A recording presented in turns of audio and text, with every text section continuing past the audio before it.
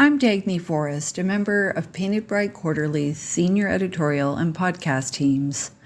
While our team is on a brief recording hiatus, we're sharing another encore episode from the Slush Pile archive. This one is from late 2017 and found Jason still in his bathrobe. Nick Lantz published a new collection of poetry in 2024, The End of Everything and Everything That Comes After That, and we love an opportunity to celebrate our past authors. Sidle up to our virtual editorial table and take a listen to an episode that considers 3 poems by Nick Lantz.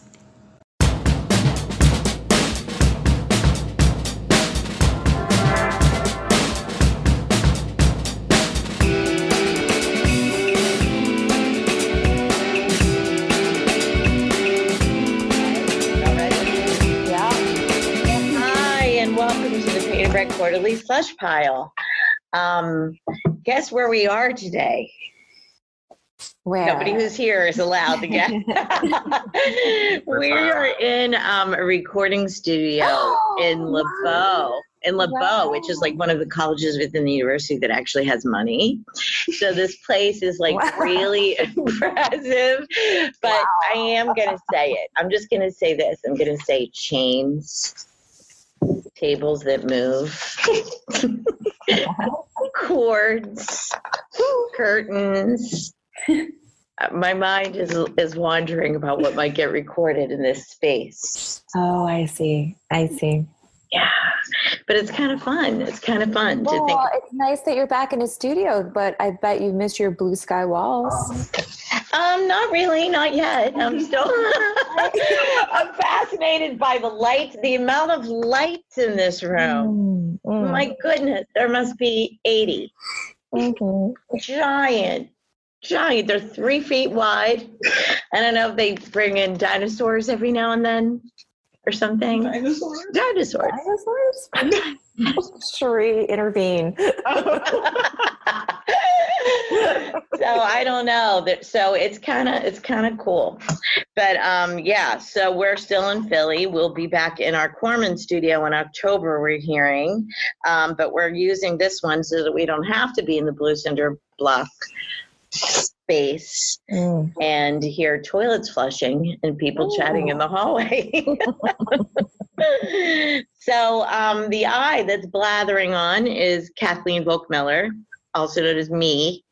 I run the graduate program in publishing here and co-edit the Painted Bright Quarterly and try to write essays and memoir. And on my right at this weird curved table, we're at a high top that moves. And it has a slight curve to it, like the View's desk. Okay? I got it. Thank you. Like the view. Okay. All right. That was very helpful. Yeah, we're going to take a photo. I just realized we have to call Ryan back. But on my right, so can I be Barbara Walters? Is she still on The View? Oh, she died like 7 years ago. She's still here. I met her less than 7 years ago. I'm Barbara Walters. And to my right is Rosie O'Donnell. This is Tim Fitz. I'm the author of Hypothermia and the new short story collection, Go Home and Cry for Yourself. He's demanding respect. And he demands respect. Sitting to my right is Sharee DeVose. Hi, I'm Sharee. I don't know anyone on the view right now, so I can't pick another personality. I am currently the editorial assistant at PBQ, and I am a junior at Drexel studying multiple things at once and don't really know what I'm doing. Nice. Oh, yes, she does. She's downplaying her skill set. Yeah, that's about it. I write things sometimes. Yeah, sometimes. All right. Joe, say hi. Hi, it's Joe. Joe Zang, our fabulous sound engineer and musician that we hear in the beginning of this amazing podcast. So who do we have where out there in the world? Hi. There? Jason? Jason, I'm here. Samantha? I'm Jason Schneiderman. I'm coming to you from Brooklyn today. I did not make it in to my office. I spent too long in my bathrobe reading Facebook, and now I'm coming to you from my home. Nice. Did you say in your bathtub reading Facebook? In my bathrobe. Oh, No, that would be risky. I don't know if I'd take that risk. It's kind of an issue for me. Like, I really want to have... I actually fantasize about, like, the bathroom upgrade in which I get the jacuzzi bathtub. And that hasn't happened yet. What color is your bathrobe? My bathrobe is actually kind of... black with a silver pattern on it. It's a kind of, it's a sheer sort of, it's polyester, but it's like a silky kind of. Of course it would be. It's not a giant terry bathrobe. It's very similar to the silk pants that you gave me. Hey, don't judge. Don't judge a giant terry cloth bath. No, I had the giant terry cloth bathrobe too, but that's my winter bathrobe. Okay, all right. I'm using that as my segue. So I'm sitting here in Abu Dhabi. It's nighttime. The sun has set, and I'm in my apartment, and I'm freezing because we keep the air conditioning down so low. And I'm wearing a giant terry cloth bathrobe, which is part parka, part Chewbacca to stay warm. So just so we're clear about that, I'm cold in Abu Dhabi, and my husband loves to keep the AC churning. And as I sit here looking out my window, by the way, this is Marion, and I run the writing program. And I'm looking at the skyline of the city of Abu Dhabi. And I say that because I suspect I'm looking in Samantha's direction. So Samantha, are you there? I am. Hi. Hi. I'm across the water from Marion on an island called Reem. It's pretty romantic. You are. And I work with Marion, and I'm a writing instructor at NYU, Abu Dhabi. Yay. Awesome. I have to tell you, Abu Dhabi ladies, that I got a letter from the woman who's coordinating things, my overnight. So I guess her early morning. And one of the little tips that they were giving us who are coming to the graduate fair was, it's very, very hot here, but all of the buildings are very, very cold. So bring that. Bring what's appropriate for that. 105 degrees and 60 inside. A Chewbacca bathrobe is what you need. And I got you. You're covered, okay? Okay. All right. Yeah, we're all in bathrobes here too at work. In this very special room. The Bathrobisode.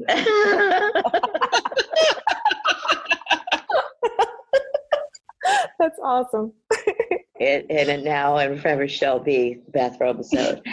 So speaking of, maybe we should get on to the episode and talk about what we have to talk about today. We have 3 poems by Nick Lantz. And what I'm already really grooving on is how different they are from one another in format, topic, approach, every single little thing. And I'm super excited. So we shall get rolling with An Urn for Ashes by Nick Lantz. Who would like to read? I'll read it. All righty. All right, Samantha. The atoms that made up Julius Caesar's body, burned on a pyre, spread by wind and time, have since dispersed far and wide. And statistically speaking, you have in you some infinitesimal bit of carbon or hydrogen from his hand or tongue, or maybe some piece of the foot that, crossing a river, turned a republic into an empire. But that means you carry with you also the unnamed dead, the serfs and farmers, foot soldiers and clerks, and their sandals, and the axles of chariots, and incense burned at an altar, and garbage smoking in a pit outside a great city at the center of an empire. That you are a vessel carrying the ashes of many empires, and the ashes of people burned away by empires, their sweet, unheard melodies. And look how finely wrought you are, how precise your features, your very form kind of ceremony for transporting the dead through the living world. Nice. Very nice. Thank you. Thank you. Done. Boom.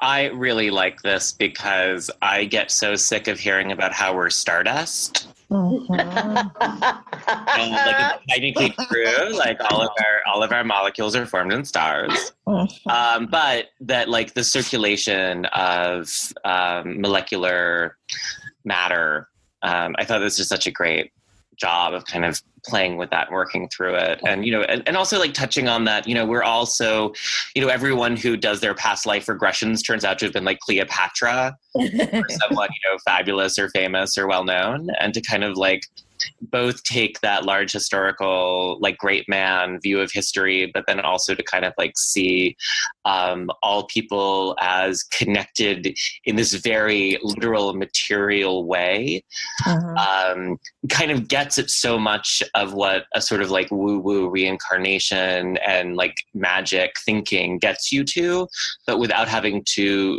leave the realm of the physical and the truthful. And I was impressed.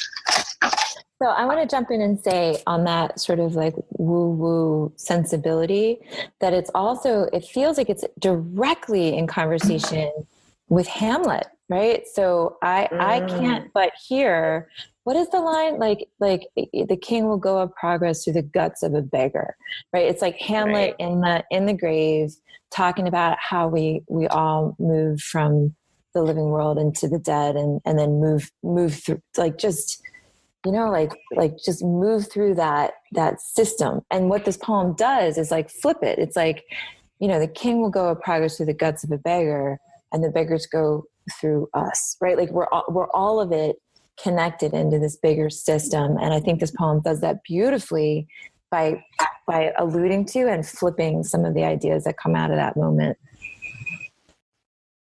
Yeah. Yeah. And I mean, and it couldn't be better said, but that last line, your very form a kind of ceremony for transporting the dead through the living world. Yeah. Yeah, I love it. I love it. I love it. I love it. Since Jefferson Starship, people do still say we are stardust? Or is that Neil Young? That was Crosby, Stills, Nash, wasn't it? We are stardust. We are golden. Yeah. That's Jenny Mitchell. I think I was a sheep farmer every single time. What happened?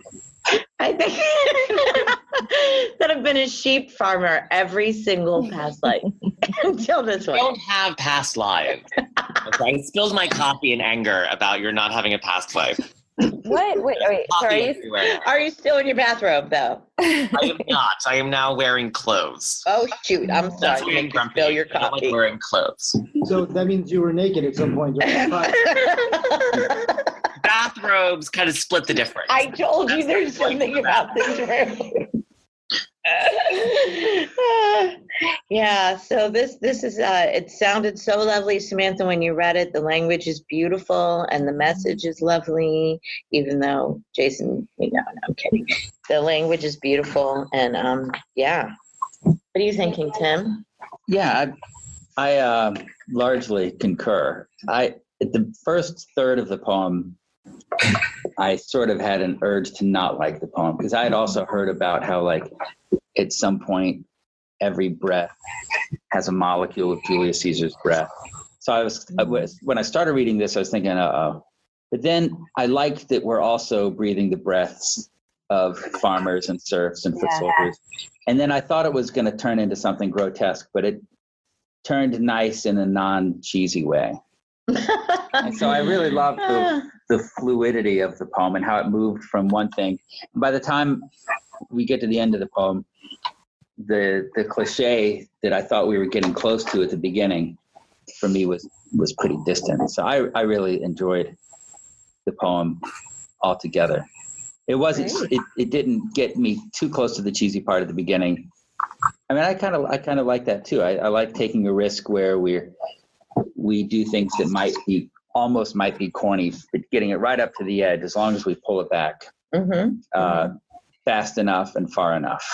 Yeah. So, dear listeners and friend podcasters, usually his pen is working the whole time and there's circles and slashes and X's and arrows and commentary. And this time there's just brackets, and he's just made it prettier. He's put a little frame around it. So if we can trust that.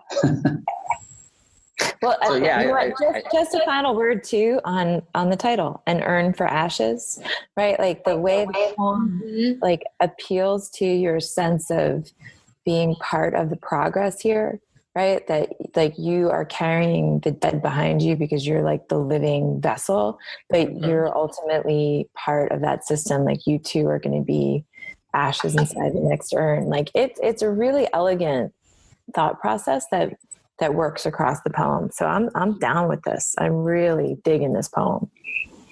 Hey guys, since we have 3 all by Nick Lantz, maybe we should just vote. Let's do it. Let's do it. Yeah. 1, 2, 3, vote. Wait, I can't. Oh yeah. And it's unanimous. Woohoo! Go, Nick. Way to start off. So exciting. Thank you very much. And I would like to ask everyone listening to walk through the world today as if you're performing a ceremony. I like that so much. Okay, who is doing this one? This poem, Starvation Ranch, is set up with a lot of white space and indents, and it's pretty wild on the page. So our lovely co-op Sharee will be putting it on our website, so you can look, follow along, look after you hear this, look while you're hearing this. Unless you're driving, then don't. Who's going to read it? I can read it. All right. Oh, go Sharee. All right. Starvation Ranch. Frank Height, my mother's father's mother's father, named his farm Starvation Ranch. And in one July, I balanced high on a ladder to repaint those white letters on the same red barn where they've been for 100 years. But that summer is a sketch, a note written in the margin of a book I gave away. I shot rabbits and learned to drive and listen to the same Lou Reed tape on loop in the upper bedroom of my family's farmhouse. In a closet I found my grandmother's high school yearbook in which she had crossed out the name of each classmate who had died. I learned there are 3 kinds of garbage: the kind that goes in the compost heap to feed the garden that grows the peppers and the corn, the kind that goes in the ditch to feed the coyotes who howl at night, the kind that goes in an old oil drum to burn. I learned to love the indentation my grandmother's pencil left in the paper over a name, like the tally marks I carved into a tree for each rabbit I shot. I learned that a stone arrowhead taken from a newly plowed field that has held it for hundreds of years is still sharp enough to cut my palm. I learned to love the hiss of silence on the tape after a song ended, the sound of time like the susurrus of insects at dusk, like a broom whisking clean the floor of some upper room. I learned how to walk the perimeter of the house and feel in the grass the edges of the old foundation, a version of house that burned, that disappeared, that was rewritten. That disappeared, that was rewritten. And I learned how to walk farther out into the pastures to spot the earthen mounds left behind by people who remain only in names of rivers and country roads. That was one summer. Decades later, I learned that the barn I painted was not even the original, which had been replaced, board by beam, years before. And I learned that barns are red because red paint is cheap, because iron is abundant, because dying stars sighed iron atoms into space, and those atoms gathered here on earth, became the earth, became blood and arrowheads and steel girders holding up towers in the red paint of barns.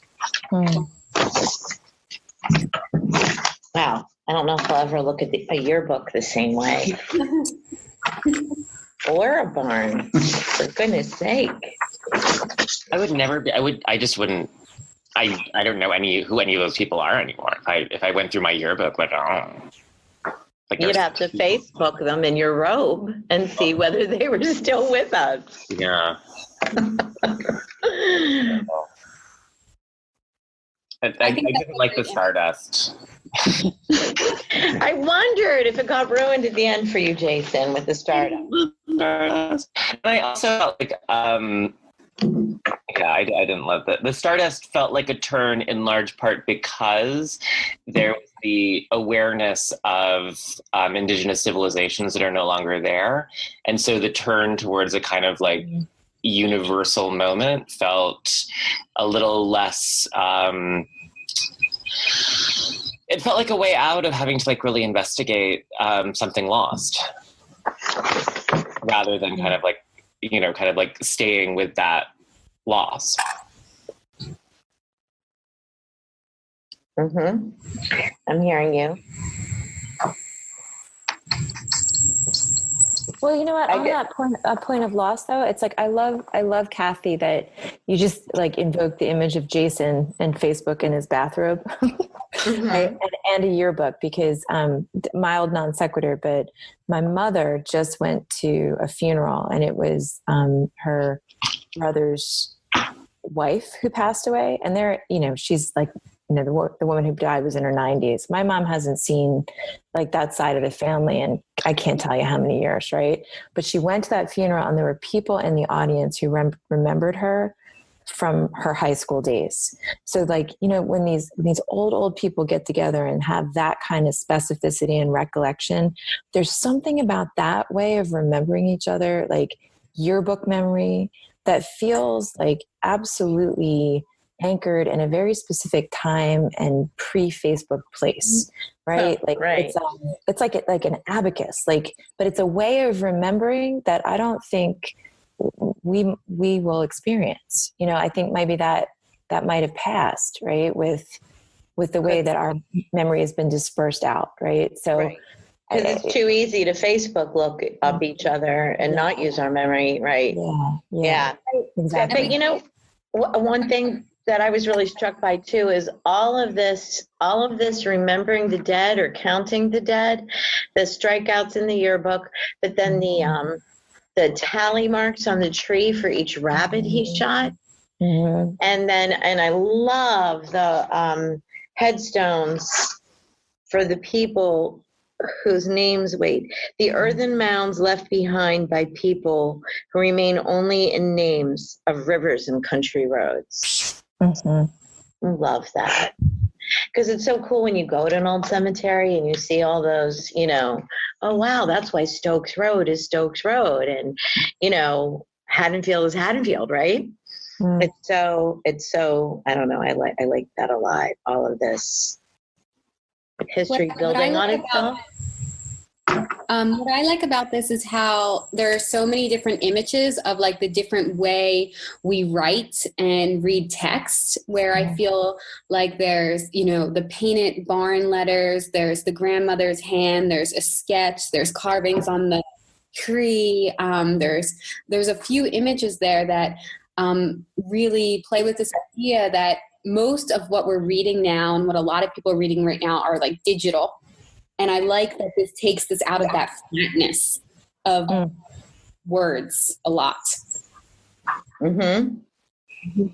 And let me just jump in and say too, like that, I know we've all seen it too, like, old ads or old signs on barns or on the sides of buildings that have sort of been like faded but are still present, like sort of like Coca-Cola ads that have sort of faded out but are still sort of like legible. Those are called ghost signs, right?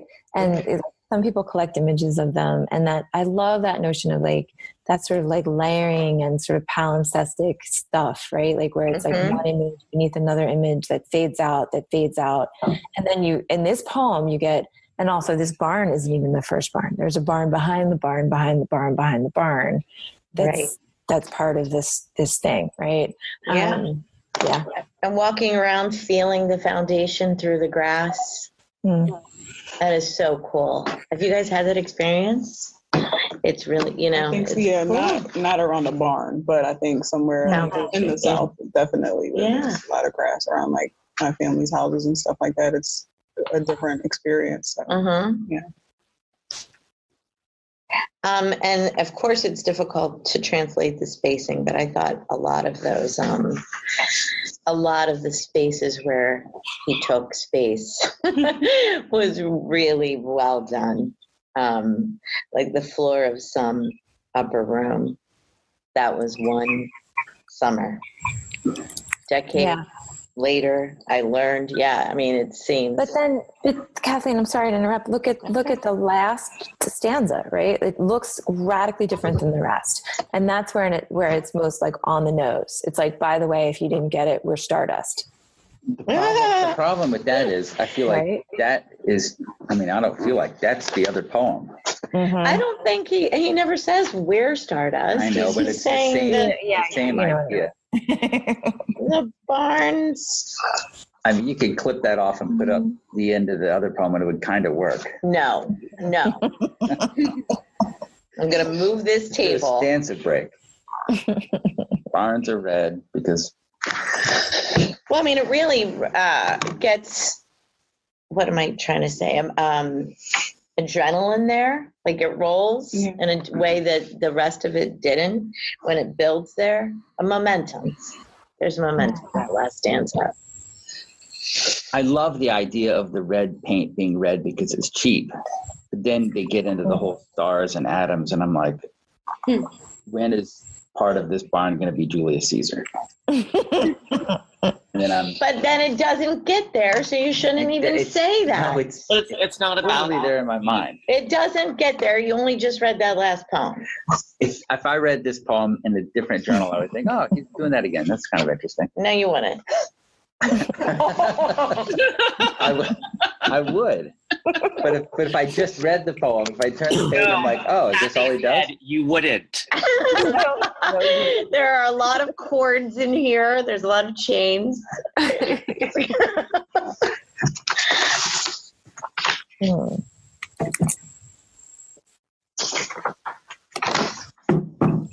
People. Why did it get so quiet? I don't know. I guess everybody's contemplative about their demise and whether or not they are stars and who's going to breathe them in later. I'll say that I agree that the end of this reminds me of the first poem, and I think that I would think about the first poem, and I don't think it's just because I'm reading them right next to each other. So, despite what I like about it. Yeah. That being said, I love some of the images. I love the garbage images, the 3 types of garbage, the compost heap, the coyotes, the peppers. I love the tape hiss. I love the character listening to a tape. There's a lot of wonderful little images. Why is it negative that he's working the same theme twice? Why is that a negative thing that you reflect back on the other poem? We loved the other poem. We unanimously voted it in, and now we're saying, oh, it makes you think of the other poem.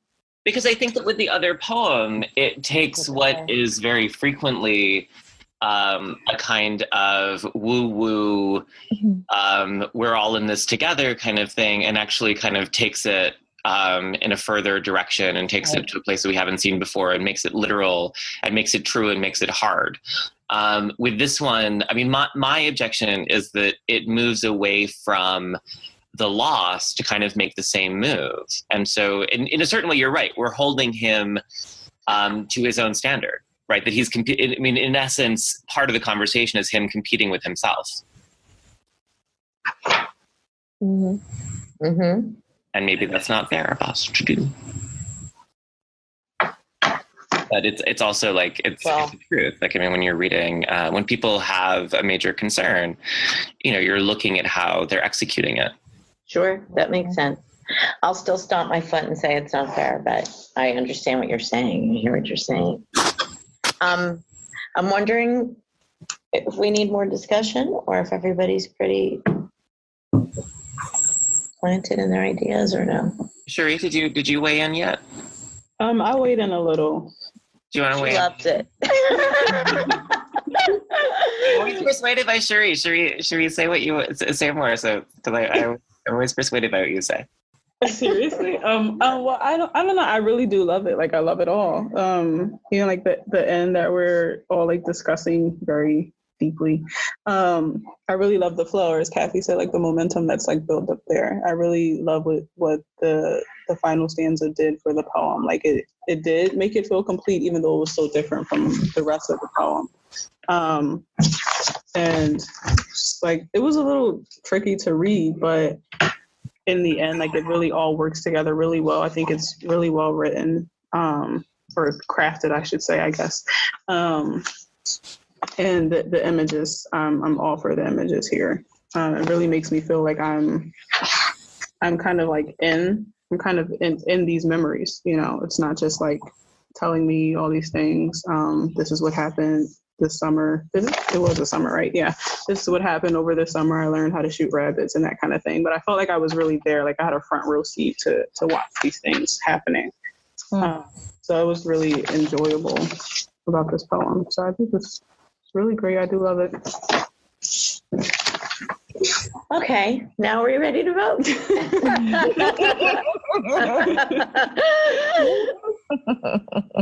I say yes. Let's vote. Let's do it. Let's do it. 1, 2, 3, vote. It's in. Yeah.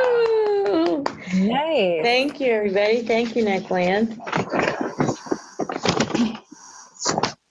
We're going to pause proceedings for a second. We really.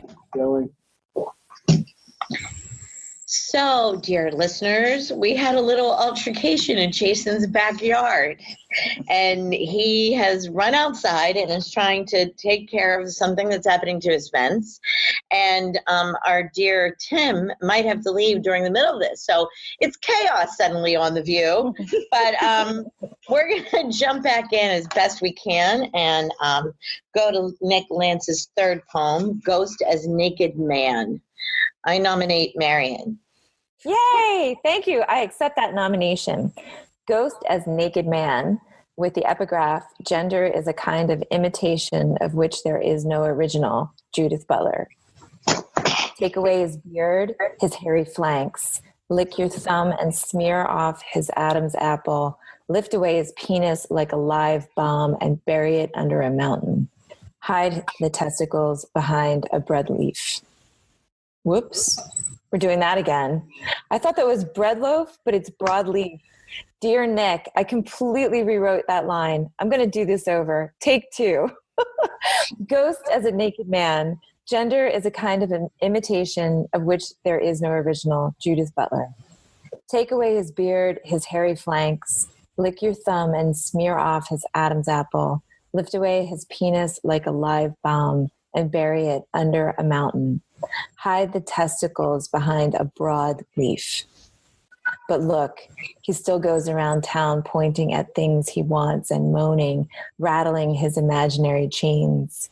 Every time he sees his reflection in a shop window, he cuts a thumb and with the blood paints over gaps in his shimmering reflection. Then he takes a brick and breaks the glass. There, he says, look what I made. Wow, Marion, you're such a good reader. Bread loaf. And Nick Lantz is a good writer. That was really, really lovely. Yeah, that was a really good great. poem. Yeah. Wonderful. I like that. That's something else. Jason, I heard you. You're back. So I am you can back. tell us, maybe if there's time, you can tell us about the fence. But okay, so our initial impression, everybody's like, whoa, about this.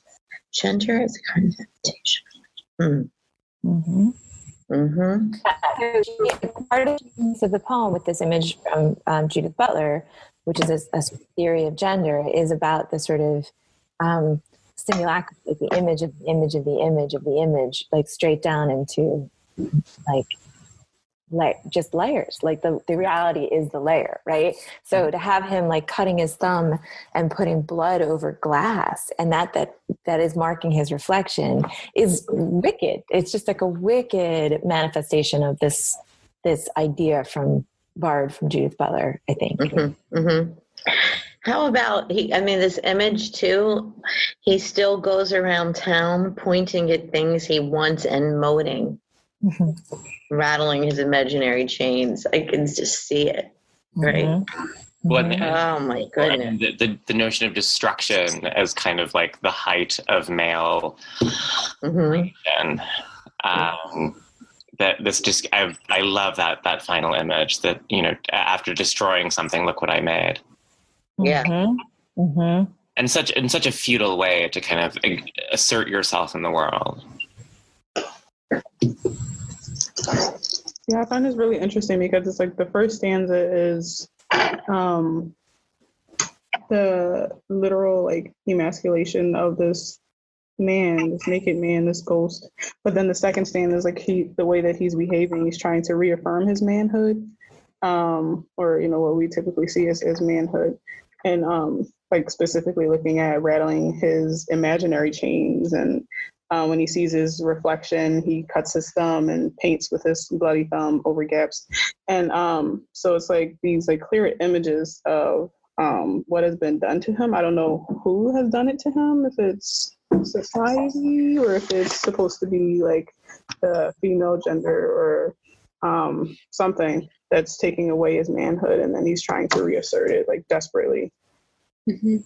Can this poem work without the quote at the beginning? I like reading the poem without the quote. Really? I like it without this telegraphs it too much.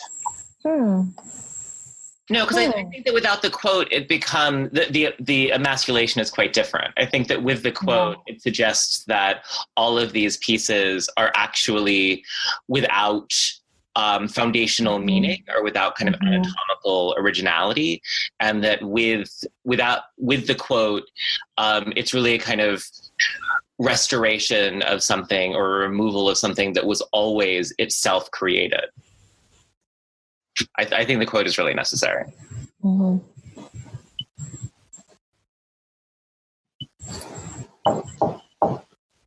And I'm also surprised, like, I mean, Butler, if, like, I don't know if you've been reading Butler for a long time, I don't think of her as poetic. I mean, particularly the earlier work, I mean, it was turgid. I mean, it was hard to get through those pages. And then to kind of like pull this out in this like really elegant sort of, I mean, just poetic statement. I was kind of like, oh, well done. That's a nice piece. Mm-hmm. Mm-hmm. Mm-hmm.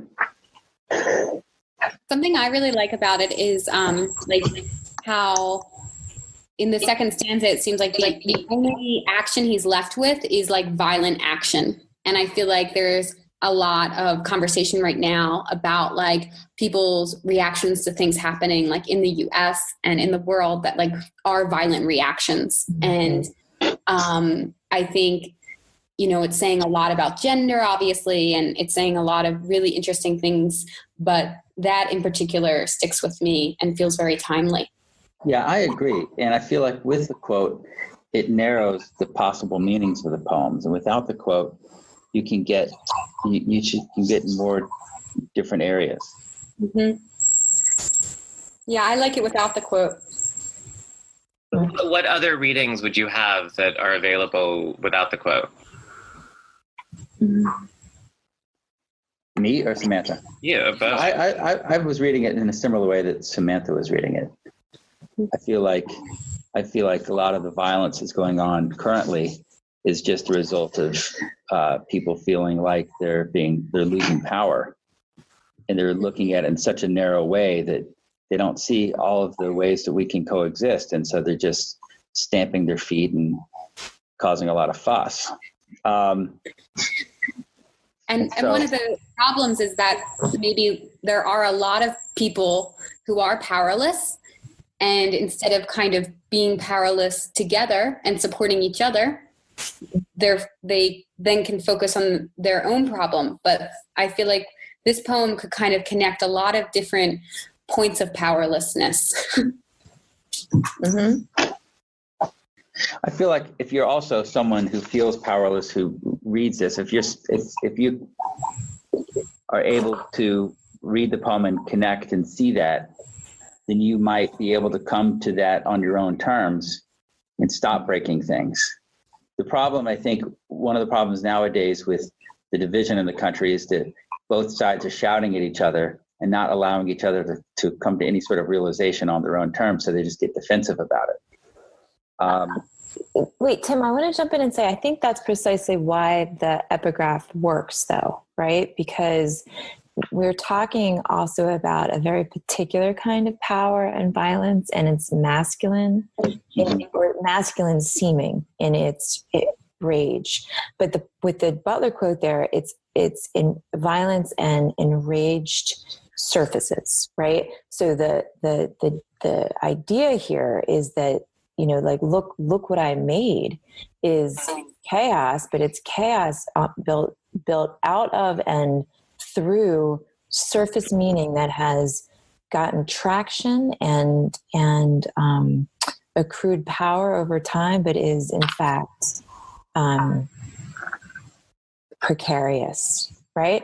And I at least I think that's part of the subtlety of the work the poem's doing. And so the epigraph, even though it might feel like it's kind of on the nose, complicates the work of the poem rather than totally telegraphs it. So I think I would advocate for keeping that epigraph right there and letting the poem be a study of masculinity and its surfaces and refractions and dangerous powers, right? And its emptiness ultimately, right? Like the simultaneity of all of that is what's churning in the poem, and I think that works. Weirdly works here. Don't we get there anyway? Can't we get there?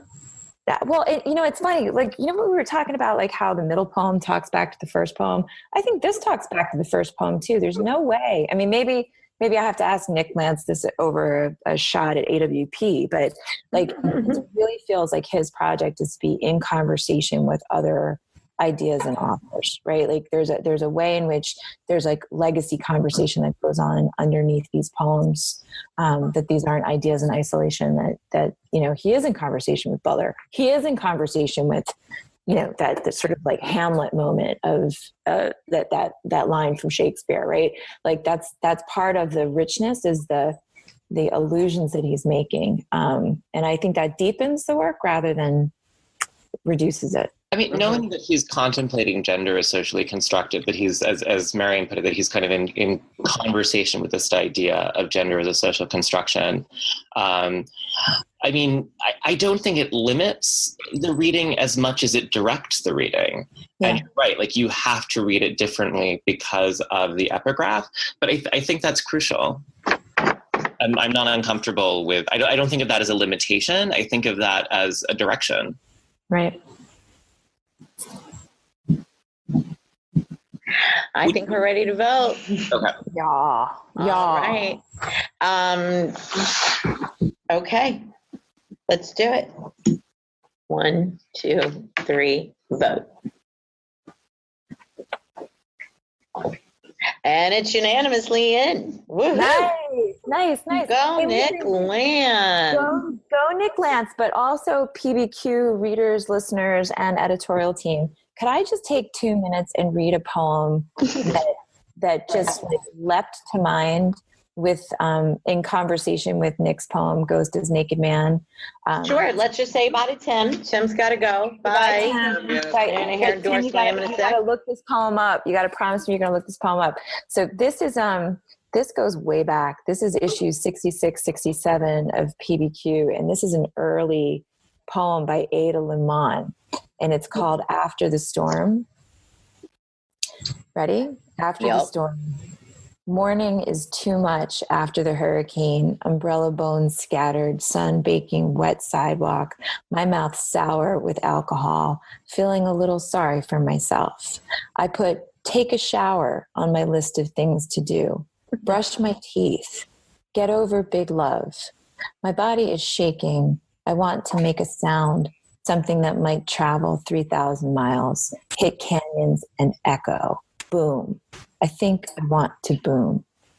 From the gated park, there comes a rumbling, something rising, pulling cords out of the earth. I stop, listen. Maybe this is me. Then, cracking in a violent pounding of sound, a tree falls, limbs shaking.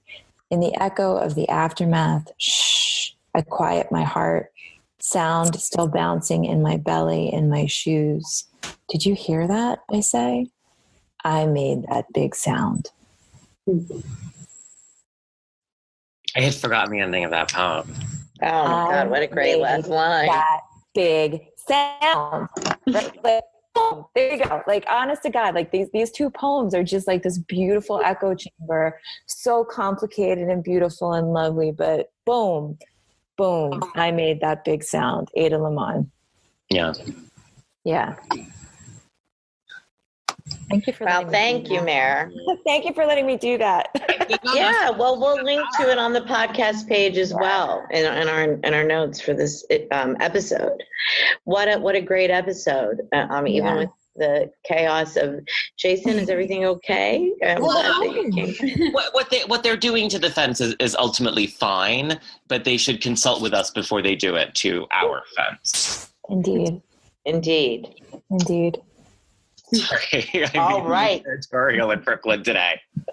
Are they painting Starvation Ranch on it or something? No, they're not painting it with cheap red paint.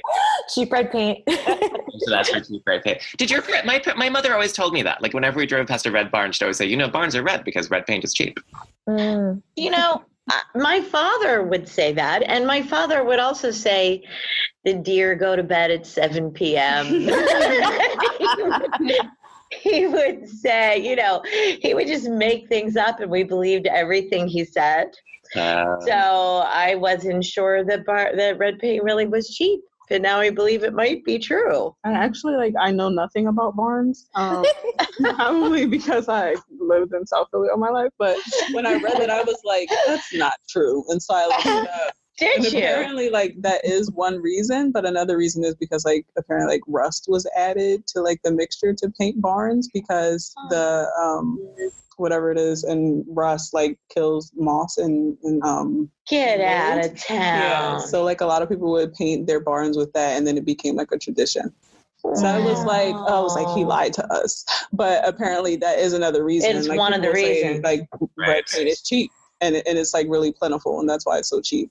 That's amazing. It's wow, I learned something. And you know what's interesting? This is back to my father, too. He worked for U.S. Steel, and he used to point out steel structures that were rusted and say the rust actually made them stronger, made them glued together better, fused. Yeah, I think it's a sealant or something like that. Well, there is fascinating. The new Net Stadium in Brooklyn, where they had the Democratic National Convention. It's covered with a layer of protective rust. And I kept waiting. I was thinking oh my God, this is so terrible. They built this thing and it's already rusting. Right, exactly. There's such a thing as protective rust that will go into the wood, but no further. But I have to paint my, my metalwork, with Rust-Oleum, because otherwise the rust will eat it away.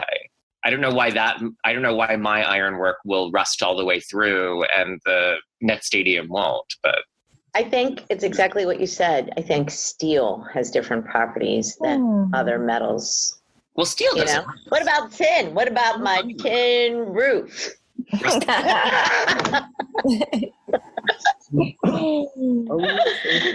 Wrap? Guys, Give me a wrap. let's wrap it up here. Anybody have anything left to say? We've gone an hour. I think we're good. I think I would like to ask our listeners to please share this and all of our episodes and tell us what you think, and follow us on all social media platforms. And we love you. Keep reading. XOXO.